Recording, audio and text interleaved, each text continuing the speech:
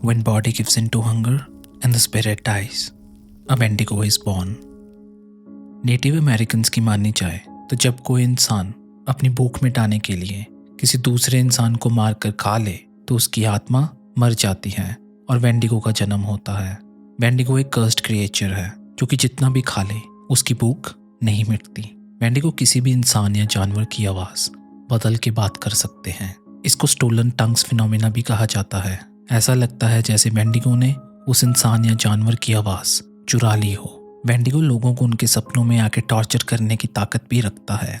Old native American folklore की मानी जाए तो अगर तुम्हें सपने में वेंडिगो दिखे तो वेंडिगो की सोल ने तुम्हें अपना नेक्स्ट टारगेट बनाया है। फिर तुम्हें धीरे धीरे इंसान का मांस खाने का मन करने लगेगा। ये भूख दिन ब दिन बढ़ती जाएगी और जिस दिन तुमने मांस खा लिया उस दिन तुम भी वेंडिगो बन जाओगे। ऐसा माना जाता है कि वेंडिगो को मारने का सिर्फ एक ही तरीका है। वेंडिगो के टुकड़े टुकड़े करके उसको जला दो तो वेंडिगो हमेशा के लिए खत्म हो जाएगा।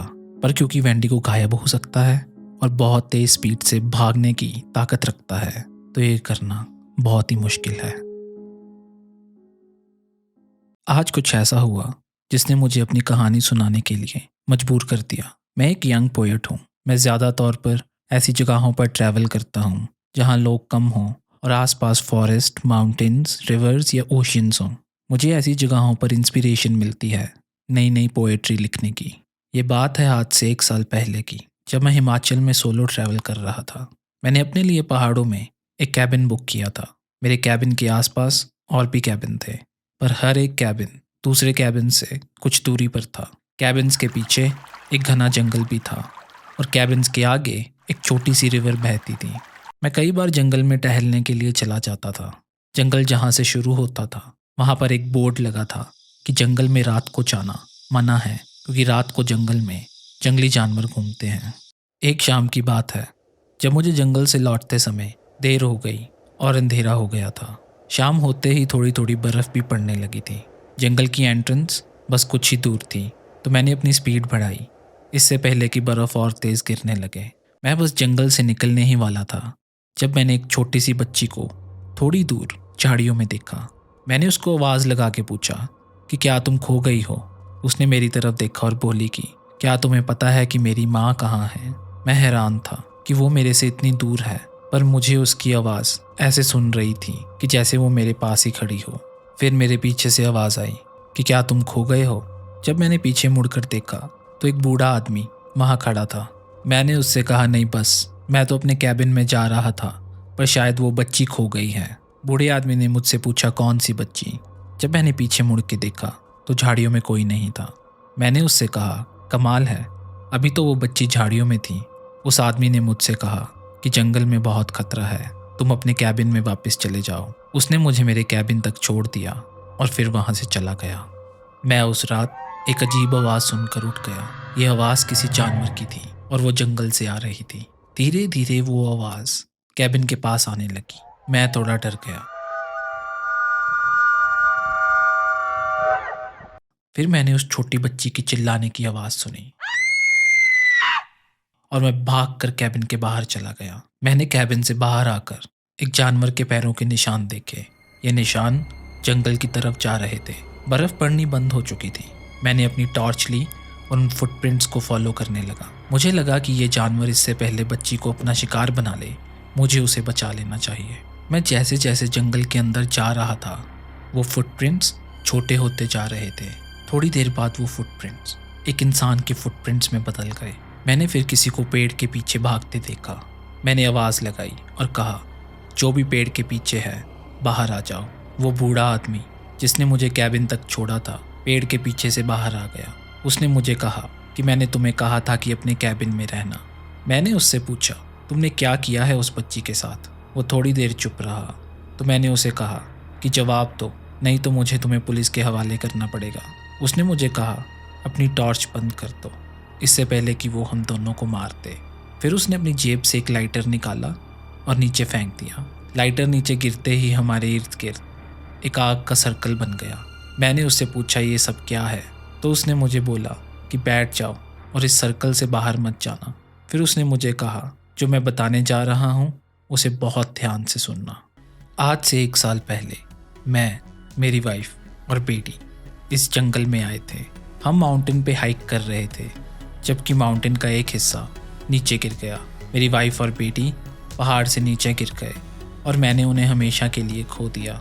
मैंने उनकी बॉडी पुलिस की हेल्प से ढूंढने की बहुत कोशिश की, पर दोनों की बॉडी नहीं मिली। मैं उनको 1 साल से ढूंढ रहा हूँ। एक रात जब मैं थक के जंगल में टेंट लगाकर सो रहा था, तो मुझे किसी जानवर की आवाज़ आई। मैंने पीछे मुड़कर देखा तो मेरी बेटी वहाँ खड़ी थी। मैं एकदम से शॉक हो गया।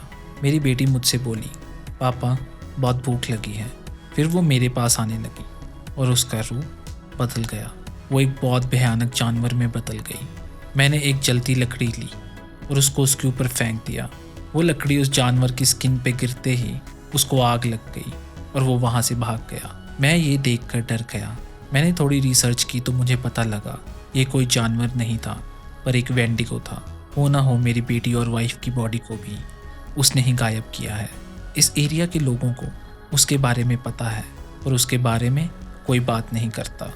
मुझे उस वेंडिगो को मारना है और उसको मारने का एक ही तरीका है, उसके टुकड़े टुकड़े कर कर उसको आग लगा दो। वेंडिगो किसी का भी रूप ले सकते हैं, किसी भी जानवर या इंसान की आवाज़ ले सकते हैं। जिस छोटी बच्ची को तुमने देखा वो कोई बच्ची नहीं थी, पर एक वेंडिगो था। इसीलिए मैंने तुम्हें जंगल से दूर रहने के लिए कहा था। मुझे बूढ़े आदमी की बातों पर विश्वास नहीं हो रहा था। मैं अपना शक दूर करने के लिए उससे बोला कि मैं तुम्हारे साथ चलता हूँ।